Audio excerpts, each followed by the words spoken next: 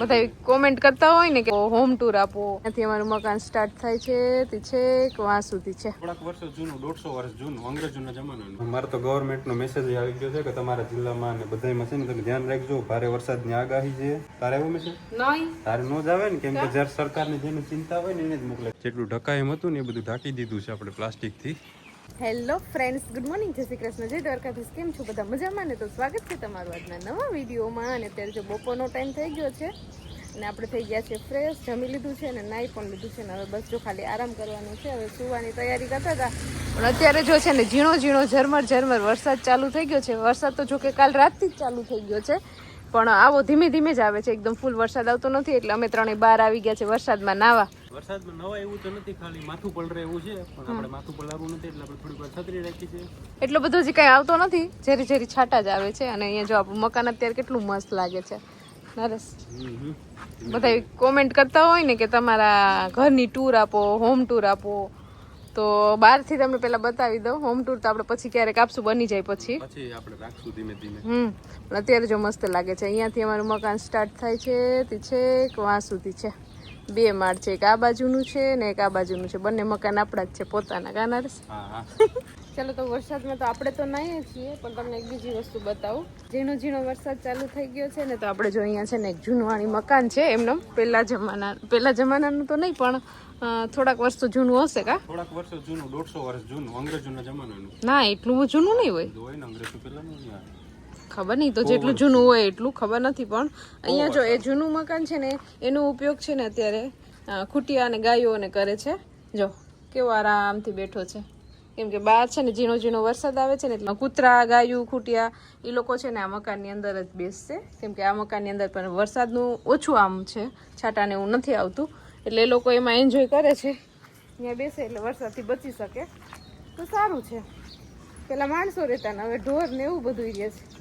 અને આપણે છે ને આ મકાનમાં પ્લાસ્ટરનું કામ ચાલુ હતું, અત્યારે આજે કારીગરો આવ્યા હતા, પણ વરસાદની છાંટાને આવ્યા ને એટલે પછી બહારથી આપણે પ્લાસ્ટર કરવાનું છે. તો એ તો કાંઈ પોસિબલ નથી ચાલુ વરસાદમાં, અંદર બધે કરવાનું તો એ થઈ ગયું છે. એટલે હવે જો વરસાદ રહેશે ને પછી આપણું અધૂરું કામ છે ને આગળ ચાલુ થશે. અને અત્યારે શેરીમાં અમારા સિવાય બીજું કોઈ જ દેખાતું નથી, કેમ કે અત્યારે છે ને બપોરનો ટાઈમ છે એટલે બધા લોકો સૂઈ ગયા છે.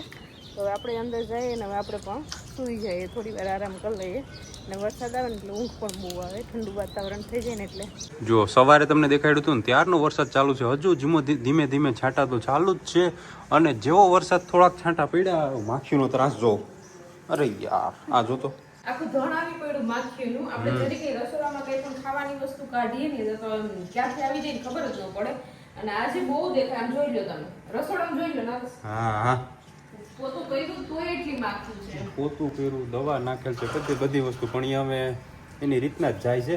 અને હવે તો છે ને મારે તો ગવર્મેન્ટનો મેસેજ આવી ગયો છે કે તમારા જિલ્લામાં અને બધામાં છે ને તમે ધ્યાન રાખજો, ભારે વરસાદની આગાહી છે, હેવી રેન થશે, બરોબર, જુનાગઢમાં. એમાં તારે એવું મેસેજ નહીં? તારે નો જ આવે ને, કેમ કે જ્યારે સરકારની જેને ચિંતા હોય ને એને જ મોકલે કે આ માણસને કંઈક થશે તો એમ દેશને નુકસાન થાય. તમારે કઈ ચિંતા ન હોય ને એટલે ન આવે.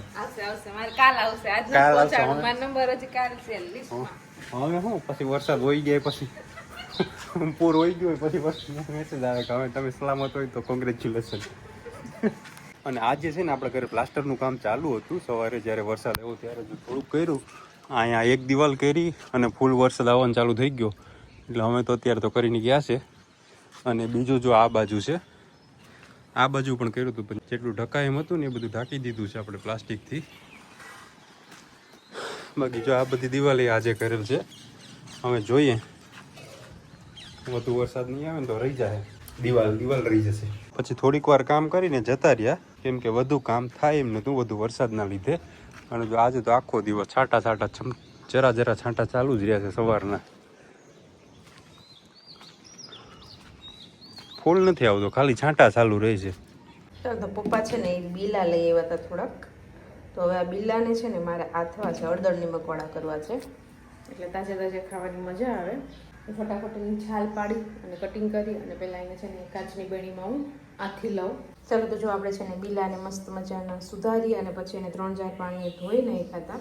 ચીકાશ જ્યાં સુધી ઓછી ન થાય ને ત્યાં સુધી એને આપણે ચોખ્ખા પાણીમાં ધોવા પડે એટલે ચીકાશ છે ને એની વહી જાય.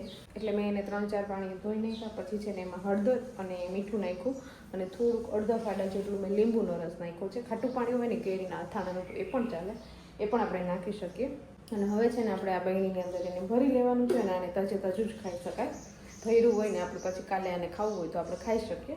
એટલે હવે બરણી ભરી અને પછી ફ્રીજમાં મૂકી દઉં એટલે એવું ને એવું જ રહેશે. અને આ સ્વાસ્થ્ય માટે પણ બહુ સારા અથાણું આપણે બિલાનું બનાવ્યું છે ને ફટાફટ આ બરણીમાં ભરી લો. કાચની બરણી તો મારી પાસે પૂરી થઈ ગઈ એટલે આ પ્લાસ્ટિકમાં ભરી લઈશ, પણ વાંધો નહીં આવે, તે તો ખવાઈ જશે કેમ કે ઓછું છે એટલે.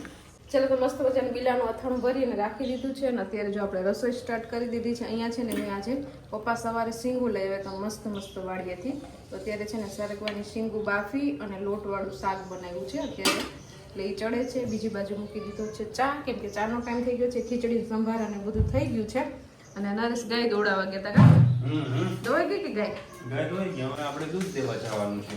નરેશને હવે એનું કામ કરવાનું છે. તો ચા મમ્મી ગાય દોઈને બહાર નીકળે એટલે આપણે એને ચા આપી દઈએ અને પછી છે ને ફટાફટ ગેસ ઉપર જ રોટલા અને રોટલી બનાવી નાખું. કેમ કે વરસાદી વાતાવરણ છે ને એટલે ચૂલો છે ને ઘડીકમાં થશે નહીં, તાપ થશે નહીં. એટલે એક બાજુ ચા બની જાય ને પછી એક બાજુ રોટલા પણ સ્ટાર્ટ કરી દેવાય એટલે વહેલું જમીન વહેલા નવરા થઈ જાય. ચોમાસામાં વહેલું ખાઈ લેવાય. બરોબર છે. પછી વરસાદ હા તો એ જૂની માન્યતા સમજાવો. પેલા લાઈટ નો ને બહુ ઓલું રહેતું ને, હવે બધું ઇન્વર્ટર આવી ગયા અને બધે આધુનિક વૈજ્ઞાનિક યુગ આવી ગયો ને હવે તો. પણ એ પેલા નહોતું ને સારું હતું. જેમ જેમ તમે વહેલું ખાવ ને એમ તમારા શરીર માટે સારું એમ. બરોબર. તો હાલો બેસી જાય હેઠા ને. હાલો આગળ હું ગરમા ગરમ કરું જ છું. બેસી જ જા. મોઢું ચાલુ છે ને ક્યાંથી ભૂખ લાગે? મોઢું ઉઠા થયું મોઢું ચાલુ જ છે. હે જમવા પેલા ખાય ને ભૂખ લાગે એવું ન હોય નરેશ. જો મમ્મી આવી ગયા, જાવ હવે દૂધ દઈ આવો ડેરીએ, ત્યાં હું રોટલા બનાવી નાખું. ચાલો તો અત્યારે ઘડિયાળમાં 11:30 વાગી ગયા છે અને વરસાદ પણ જો અત્યારે રહી ગયો છે. ઝીણો ઝીણો આખો દિવસ આજે તો આવ્યો હતો, અત્યારે જરાય વરસાદ નથી આવતો અને શાંત વાતાવરણ થઈ ગયું છે. બધા લોકો સૂઈ ગયા છે અને અમે જ જાગીએ છીએ, હું અને દિત્યા. કેમ કે અમારા દિત્યાબેનને અડધી રાતે ભૂખ લાગે છે. કે હા તો હું દઉં, તું બેસી જા. તો અત્યારે અમારી દિત્યાબેનને લાગી ગઈ હતી ભૂખ. અમે બધા જમતા હતા ત્યારે એને જમ્યું નહોતું આજે, બાકી તો જમી લે છે. હવે વાંધો નથી આવતો, બહુ રાતે નથી જમવા આવતી, પણ જાગતી હોય ને એટલે ભૂખ લાગે મોડેકથી. ને એને સૂવાનો ટાઈમ મોડો જ છે, 12-1 વાગે જ સૂવે. ગમે એટલું આપણે કોશિશ કરીએ તો એ સૂતી જ નથી. એટલે અત્યારે થોડીક વાર પાછી જમાડી દો, ભૂખ લાગે એટલે નીંદર આવી જાય જમી લે એટલે. તો બસ જો એ માટે આવી છું. બાકી તો ઘણા લોકોની કોમેન્ટ આવતી હતી કે જલભાબેન અડધી રાતે ન જમાડાય, પણ શું કરવું, ભૂખ લાગે તો કંઈ ભૂખી તો નીંદર આવે નહીં, એટલે વગર કીધે આપણે એને ખવડાવવું જ પડે જાગતી હોય એટલે. તો ચાલો જમાડી અને મારે થોડું ઘણું હજી કામ છે એ કરીશ અને પછી સૂઈ જશું. ને વિડીયોને એન્ડ કરી દઈએ. તો તમને આજનો મારો વિડીયો કેવો લાગ્યો કોમેન્ટ કરજો, લાઈક કરજો, શેર કરજો અને જો ચેનલમાં નવા હોય તો સબસ્ક્રાઈબ કરજો. આવતીકાલે મળીશું નવા વિડીયો સાથે. ત્યાં સુધી બાય, ગુડ નાઇટ. સબસ્ક્રાઇબ કરવાનું ભૂલતા નહીં.